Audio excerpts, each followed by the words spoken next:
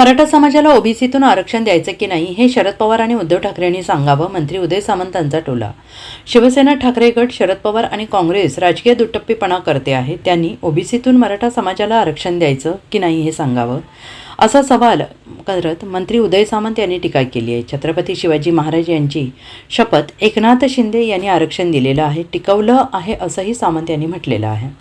मराठा आरक्षणाला न्याय देण्याची भूमिका मुख्यमंत्री आणि उपमुख्यमंत्री घेतील असंही सामंत यांनी म्हटले. आजपासून मुंबईच्या आझाद मैदानावर मराठा आंदोलक मनोज जरांगे पाटील यांनी मराठा आरक्षणासाठी आमरण उपोषण केलेलं आहे. शरद पवार, उद्धव ठाकरे आणि काँग्रेसचे मराठा समाजाला ओबीसीतून आरक्षण द्यायचं की नाही हे सांगावं, असा सवाल सामंत यांनी केला आहे. राजकीय पोळी भाजण्याचा प्रयत्न या माध्यमातून होतो आहे. शिवसेना, ठाकरे गटाच्या प्रमुखांनी जाहीर करावं की ओबीसीतून मराठा आरक्षण द्यायचं की नाही, असंही सामंत यांनी म्हटलंय. सरकारमध्ये अजित पवार उपमुख्यमंत्री म्हणून काम करत आहेत. लोकशाहीत आंदोलनाला जायला कधीही अडचण नाही. मी देखील मनोज जरांगे पाटील यांच्या आंदोलनात गेलो होतो. आंदोलन संपवण्यासाठी पुन्हा भेटायचं असेल तर पुन्हा भेटू, असंही सामंत यांनी म्हटलंय.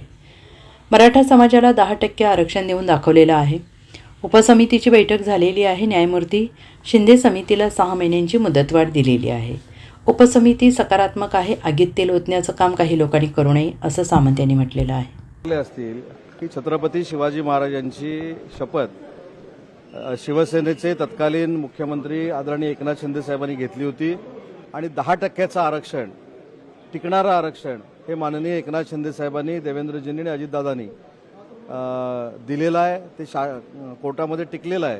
त्याच्यामुळे ज्यांनी आरक्षण टिकवलं नाही त्यांनी आम्हाला विचारण्याचा प्रश्नच येत नाही. उपसमितीची बैठक झालेली आहे. त्या उपसमितीमध्ये मी देखील आहे आणि 6 महिन्याची मुदतवाढ ही शिंदे समितीला दिलेली होती. परंतु पहिली मागणी होती की अजून 6 महिने मुदतवाढ द्यावी. ती उपसमितीने दिली. एकत्रित 1 वर्षाची मुदतवाढ आता उपसमितीने दिलेली आहे. बाकीच्या केसेसच्या बाबतीमध्ये देखील आमची चर्चा चालू आहे, कायदेशीररित्या काय करायचं ते. त्याच्यामुळे उपसमिती ही सकारात्मक आहे. आंदोलकांबरोबर चर्चा करायला देखील तयार आहे. परंतु चर्चेने प्रश्न सुटत असतात. त्याच्यामुळे ह्याच्यात आगीत तेल ओतण्याचं काम महाविकास आघाडीच्या नेत्यांनी करू नये आणि प्रमुखांनी करू नये. Bureau report, SBN Marathi, Mumbai.